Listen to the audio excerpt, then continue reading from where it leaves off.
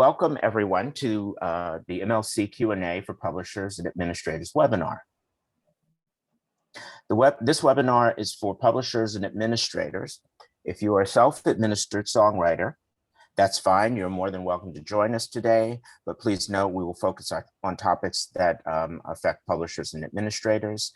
But rest assured that we will have webinars that are focused on things that are more down your alley. We have webinars regularly on a variety of topics, but feel free to join us if you like.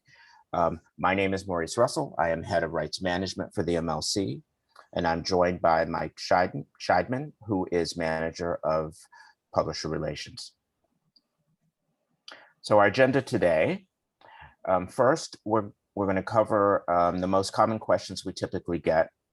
Then we're going to utilize a tool called Thought Exchange to facilitate the Q&A section so that we can crowdsource all of your questions, and by rating them, determine which topics and questions are most important to the group.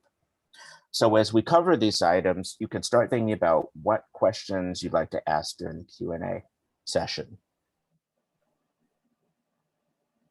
All right, we're going to start with what the MLC does and doesn't do. So I'm going to share my screen. We're going to jump into that.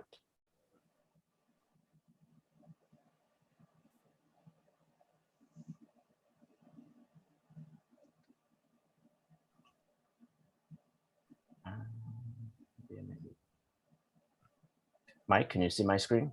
Yep, you can see it. All right.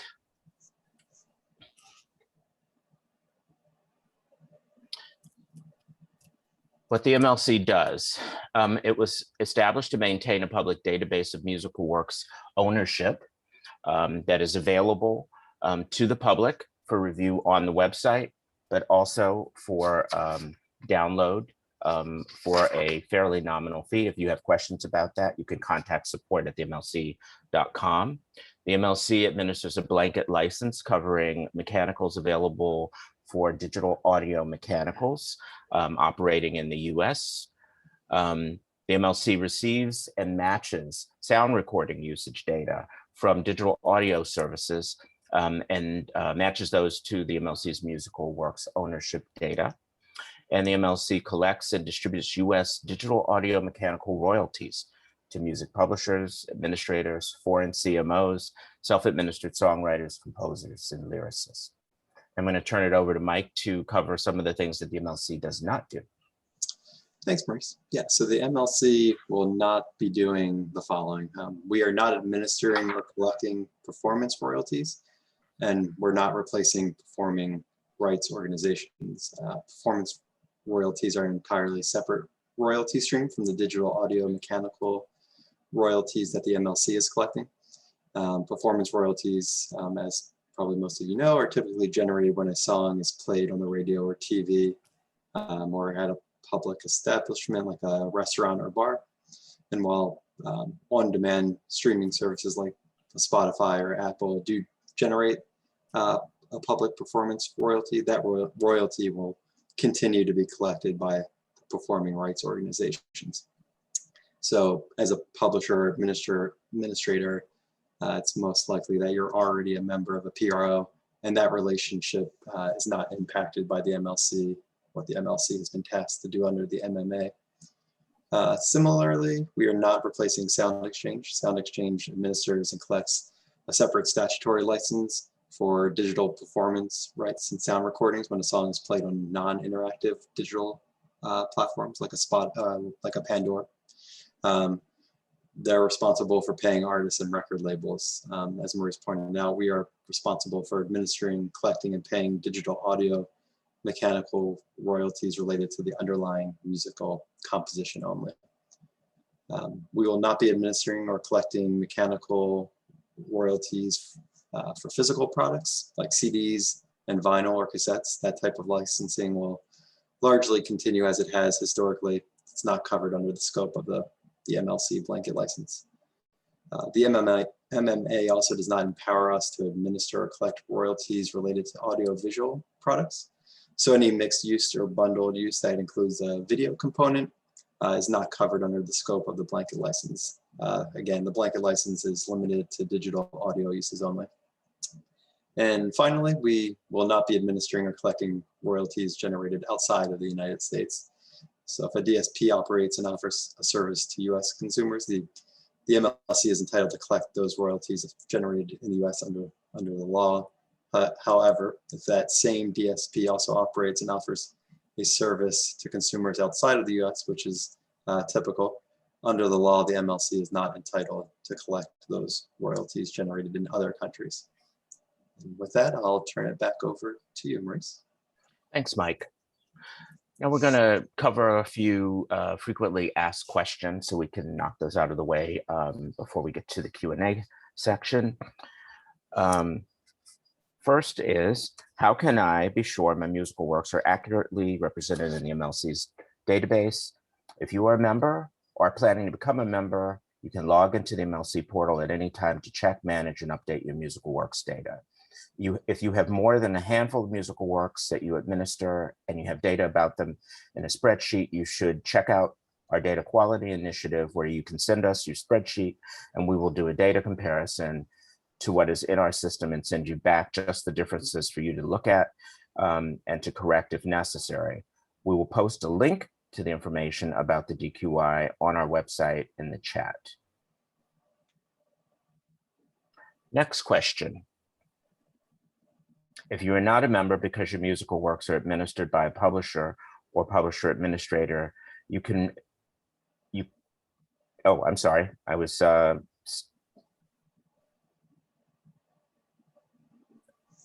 next question is, what is the connection between the MLC and Harry Fox, and how does it affect our works registration? The Harry Fox Agency, sometimes called HFA, is a privately owned company that provides services to the MLC as a vendor. One of those services is to share the musical works ownership information in their database with us. They have done this and will continue to do this on a continual basis. If you are a publisher or a self-administered songwriter who regularly registers your works with HFA, you do not need to also register them with us. They will share your data with us. However, you do need to become a member of the MLC and set up your banking and contact details so that we can pay you royalties that we collect from the DSPs under the blanket license. If you are a publisher or a self-administered songwriter who has never registered your works with HFA, you are not required to. You should become a member of the MLC and register your works directly with us. Mike? Okay. Question 3. Which DSPs is the MLC collecting from? So any DSP that operates in the United States and offers a service that includes audio-only interactive streaming or downloads is eligible to secure a blanket license under the MMA. The service is required under the law to file a valid notice of license with the MLC. Those notices are published on our website, so you can see a full list of the DSPs from which the MLC will be collecting royalties. And I think we should be able to put a link in the chat to that information. But every notice we receive from a DSP gets posted to our website, and you can actually view the details they provided related to the services and configurations that they intend to include under the license. And the fourth question, when does the MLC collect and pay royalties? The MLC is collecting royalties from the DSPs on a monthly basis. So the DSPs account to us monthly and send us all of their sound recording usage data for each month. 45 days after the end of each monthly reporting period, the MLC is required to be in receipt of all the usage data so that we can complete the sound recording to musical works matching process and then invoice the DSPs for the royalties due under the blanket. So approximately 30 days after the DSP invoicing deadline, the MLC will provide statements and payments to our members. So that means around the 15th of every month, the MLC will make a royalty distribution to our members. And I think also we can post a link to the chat to our website that provides some additional information about the payment timeline. So that answers the frequently asked questions. we're now going to move into the Q&A session of the webinar. And for that, I'll turn it over to our colleague Lacey to introduce the tool that we'll be using for that portion of the webinar. Awesome, thank you. So I will kind of be your guide through this process. So just a little bit about Thought Exchange. It is a crowdsourcing platform, and essentially there will be a few steps. So first, you'll have to access the link. So I'll share my screen momentarily and tell you how to do that. Once you get in there, you will share the questions you have. So we ask that you share your top 1 to 3 questions that you would like to see answered during today's webinar. So that'll be your step 2. Step 3 is where you will actually move into rating the questions that other people have proposed. So then you can rank from 1 to 5 if you find that question to be one that's super relevant to you, that you would really like answered in today's conversation. Through this activity, we'll actually be able to understand what is most important to the group and what are the most pressing questions that the group has during today's session. So I am going to share my screen, and you hopefully will be able to see this link with a QR code. So actually go ahead. We'll have 3 ways to join. I would say the first is that's easiest is to pull out your smartphone and open up your camera and hover over the screen over that QR code, and that will prompt you to open up the Thought Exchange. Another way that you can access the exchange is I'm going to put this link in the chat that you can click on. Another way is actually if you go to tejoin.com in your browser, it'll prompt you to enter in this 9-digit code. So I'm going to give you guys a second to be able to access the exchange. And if you're having difficulties, please enter in the chat and we'll get someone to help you be able to join.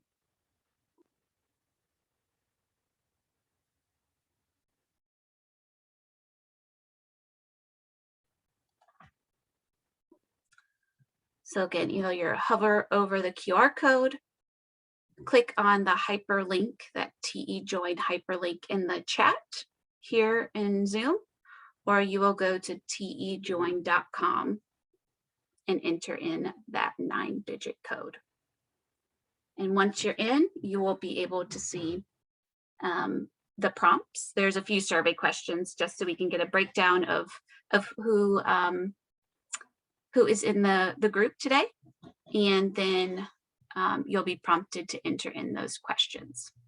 So it looks like we've got 17 folks already in there. So I'm going to start this timer, and this will help us make sure we get all of your questions entered in and the rating done so that then we can start to get to answering questions. So I'll give you a minute or two of silence for you to think about those questions.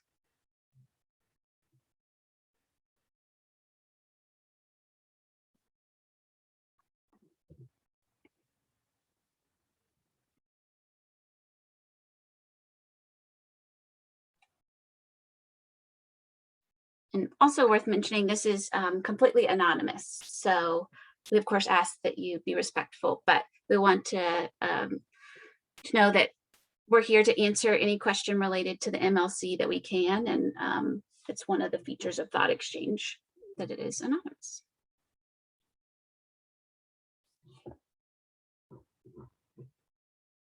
Also, if you'd like to participate and rate maybe some questions that you find important, but don't necessarily have anything, a question that's very pressing at the moment, you can go ahead and join as well. And you will just skip the question submission portion and move on to that rating portion.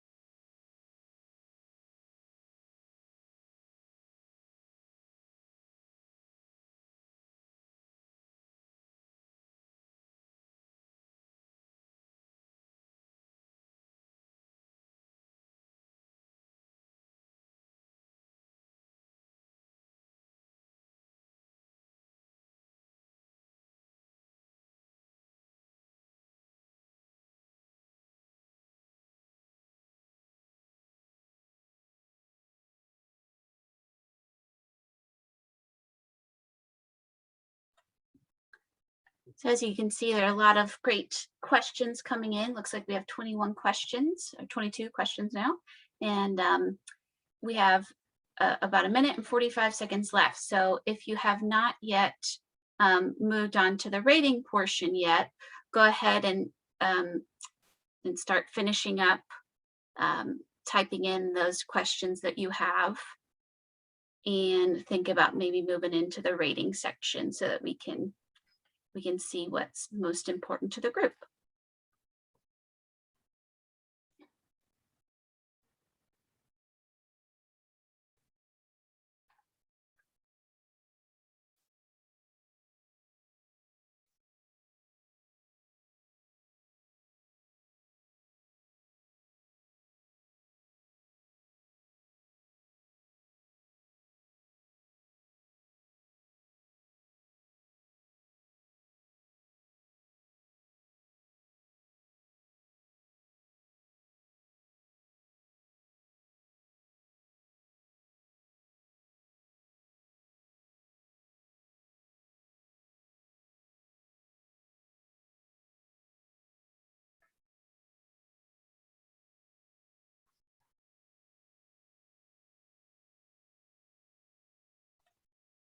We have about 30 seconds left, so go ahead and finish rating as many thoughts and questions as you can.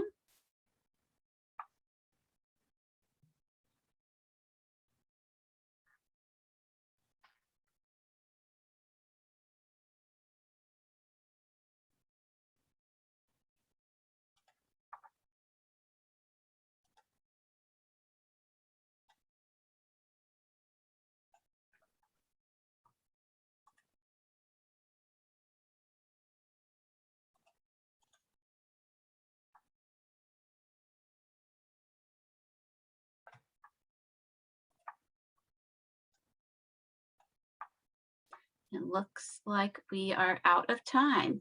So I will go ahead and close this exchange. And just wanted to show you a few things before I dive into the questions. I will refresh here. This is a little bit of an overview of our group today. So we had 28 participants in the thought exchange. We have 28 questions to get to today.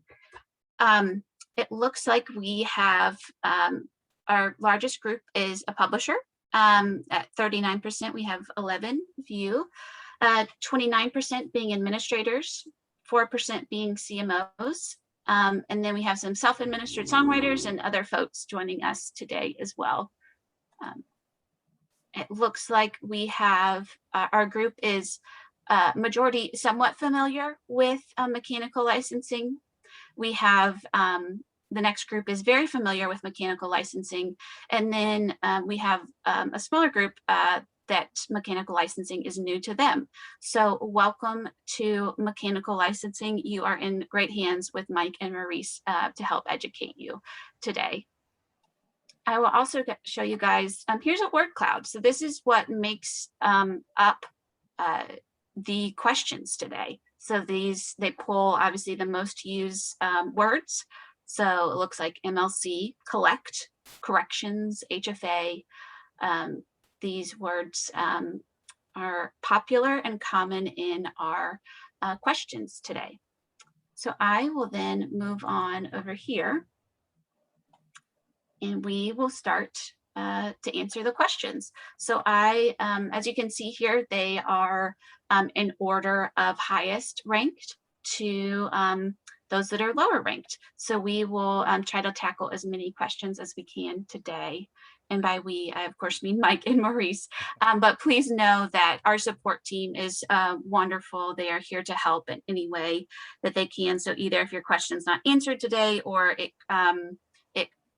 sparks a follow-up question, please know they're awesome and here to help, and I will put that information in the chat. So I'll hand it over to Mike and Maurice. Thanks, Lacey. Happy to begin the Q&A process, and thank you for participating in this exercise. I think Thought Exchange is a great tool to really focus the Q&A process. So with that, let's get started from the top. Does the MLC collect royalties from social media, Facebook, Snapchat, Instagram, TikTok? The answer is no. In most cases, these services provide music that requires rights clearances that are non-mechanical. The MLC only issues digital audio mechanical license, a blanket license for digital audio mechanical rights. So it wouldn't cover these types of uses. And if you have questions about licensing with those services, you should contact them or their administration service providers. Next question, Mike, I'll let you take this. If a publisher is a member of the HFA, should corrections be made on the HFA site or the MLC website? Thank you. So under our vendor agreement with HFA, who's our primary technology vendor, all work registration data is shared between both HFA and MLC. So I think the key point is that you only have to register your works in one place or make corrections to those works, existing works at one of those two places, HFA or MLC. One caveat to that is that if you're currently registering via CWR, you can continue to submit those CWR registrations to HFA. But there are a couple of different ways that you can register works or update existing works through the MLC portal. You can do that kind of on a work by work basis. We have a very easy platform that you can use to do that through. And then we have a bulk work upload spreadsheet that can also be used to update or add multiple works at one time.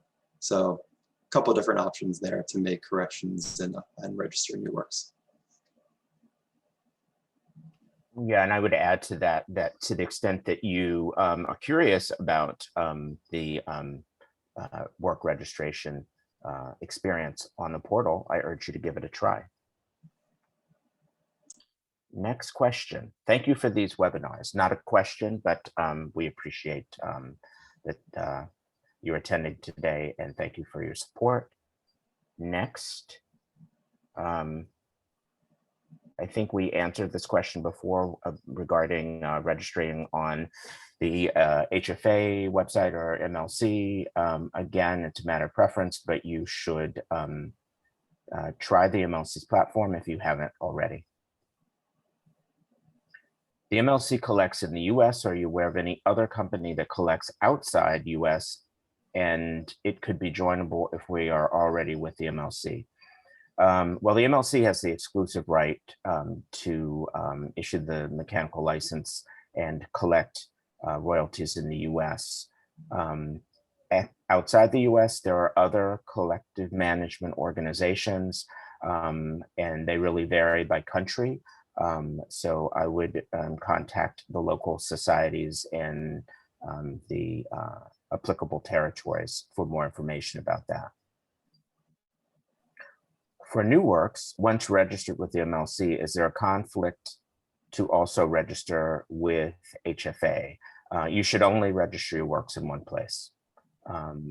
So that would potentially create a conflict. So yes, if you're registering your works on the MLC's platform, only you should register them there. And if you're registering on HFA's platform, you should stick to continue to do that, but don't register the same work in both locations. Will foreign societies be using the MLC database to check discrepancies in their own databases? That's a good question. The MLC's database is publicly available, as I mentioned earlier, not only for individual song-by-song lookups, but also for full download. By law, it is available for third parties, anyone who wants to have access to it. And that would include foreign societies as well as other third parties. How far back can the MLC go to collect from DSPs? Well, the MLC blanket license went into effect January 1st, 2021, and we'll be collecting as of that date. But separately, under the statute, the MMA statute, many DSPs transferred their historical unmatched royalties and supporting data to the MLC. And the MLC will also be administering and distributing those royalties. Initially, it will match them, and then it will make them available in a claiming portal that will become available. Hasn't launched yet, but you'll be hearing more about it in the coming months. And then after a period of approximately 3 years, any amounts that remain undistributed will be distributed in a market share type distribution. But the goal with the historical unmatched, which does go back to the inception of the services that made the transfer, the goal is to distribute as much of the historical unmatched on a title bound basis as possible. How do I request corrections to errors in previous registrations? Mike, do you want to take that? Sure. Yeah, I think we touched on that with the earlier question, but if you do find any issues or errors in works that were previously registered, you can make those updates through the MLC portal. Again, there's you can do that on a work by work basis. You can do it through our bulk work upload spreadsheets if there are multiple works that you need to update at once.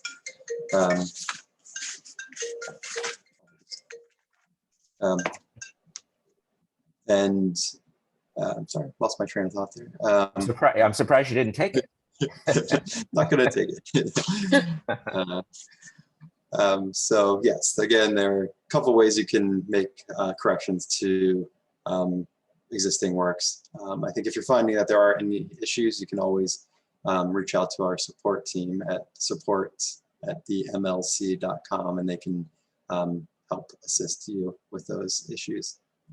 And actually, I think same goes for the next question. What do you do if there are songs in my account listed incorrectly? I think probably we would need to review that, dig into that a little bit, but I think the best way to initiate that process would be to contact the support team. And again, support@themlc.com would be the best place to go for that. Thanks, Mike. Next question, why is the MLC not able to get registration info from BMI? The MLC does not receive works registration information from third-party organizations like BMI because we are representing music publishers and administrators and self-administered songwriters, and what we administer is based on their authoritative data. So you as a member need to register your data with us in order for us to collect and pay you for your works. Will any retro payments be coming soon? You'll be hearing more about, I guess when you say retroactive payments, again, I covered the historical unmatched, and we'll be hearing more about that in coming months. Reprocessing of royalties retroactive to January is also something that you'll be hearing about in the coming weeks. Will we be able to receive royalty files in other formats larger, later in 2021? I think that was a misspelling. We cannot load or convert these TSV files into our system at the moment.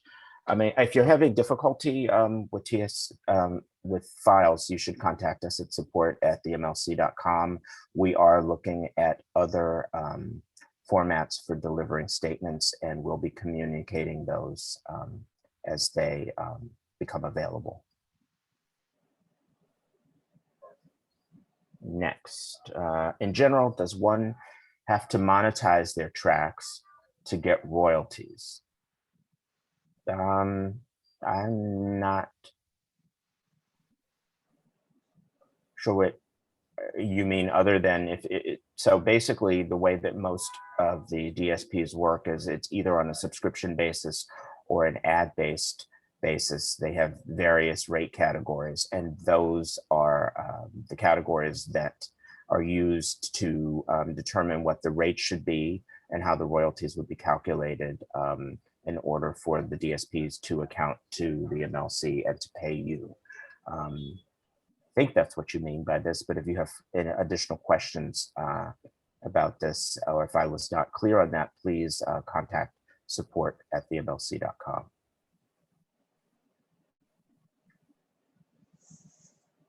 Next question. If I am a self-administered songwriter with 2 co-publishing companies, can I register songs for both in one member account? You want to take that one, Mike? Sure. Yeah, my understanding is that, yes, you would be able to register both ASCAP and BMI works under one member account. You would probably need to select one member, either the ASCAP or BMI, but then from there, it shouldn't be an issue to register ASCAP or BMI works. We kind of don't really make that distinction. We have rights holders, and those are at the member level, and then we have users who are kind of assigned to those accounts and are able to kind of manage those member accounts accordingly. So I think that hopefully answers your question. Maurice, do you have anything to add? No, I think that's good. Moving on. I think we've covered this a couple times. Well, there was one small additional question. It was the main question was, should HFA members register new works through the MLC or HFA? I think we covered that, but there was a sub question to that: how to assure correct publishing splits, if at all. If you have any difficulty registering your split, if it is leading to an overclaim, you should contact support at themlc.com. We do have a procedure for dealing with overclaims.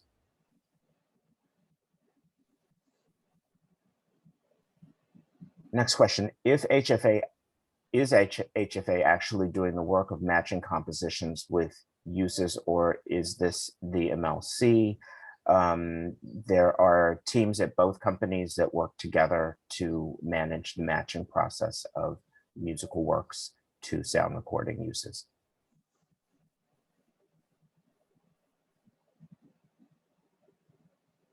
Next topic, it looks like a topic and not a question: statement format and data granularity, proper accounting. I'm not sure what your question is, but in terms of statements, you do have 2 options of a very granular statement format, the royalty detail file, which breaks down the reporting to its most granular level. It is typically what companies like publishers and administrators need in order to create royalty statements for the writers or publishers that they may have to account to.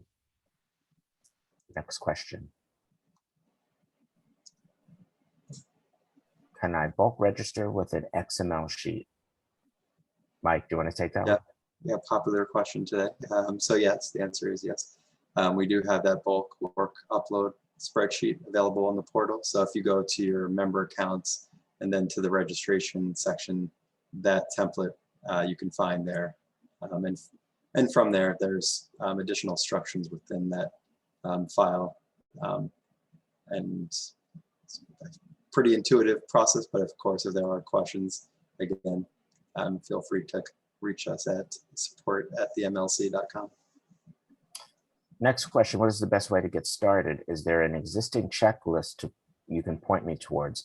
There's a lot of information on our website, www.themlc.com, to help you get started. And you can start by going to the publisher section. We have a publisher resources section. You can also consult the FAQs. And if my colleagues have any handy links to add to the chat, they'll throw those in as well. Next question. Somehow, a member was already set up associated with my publishing company. Would that have happened because I was already registered with HFA? It could have, if you were registered with HFA and you opted in to sharing your account information with the MLC, then your account would have been available on the MLC's platform. Next question. Can you be registered as a self-publisher and publish for other people as well? Well, I mean, when you set up as a member and you register works, if your intention is to register only your works, that's fine, but you can register any works that you represent and are entitled to collect royalties for. Next question, what is a publisher IPI versus a songwriter IPI? Do you want to take that one, Mike? Sure. So similar. One is, IPI stands for Interested Parties Information Number. It's a 9 to 11 digit international identification number assigned to either a publisher or a songwriter. Those numbers are assigned by the songwriters and publishers, performing rights organizations. So yeah, two unique identifiers to identify a songwriter and a publisher. Next question, how often are we paid? The MLC collects and pays royalties monthly, which is probably more frequently than you may have been used to in the past. I would also add that the MLC does not take a commission or charge any fees. Every dollar that is collected is paid through to rights holders. Next question, I am not exactly sure what the question is. So I think we should maybe skip this one. You have a sense of what they're asking here, Mike? It's very difficult to source information between MLC and BMI and ASCAP, I think, didn't you? No, not able to discern. You should reach out if you have questions to our support team for more information.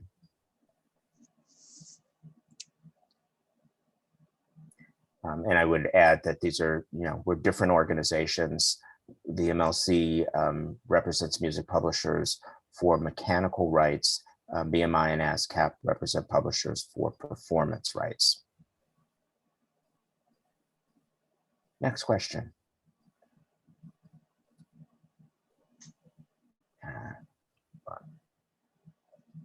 Just a second.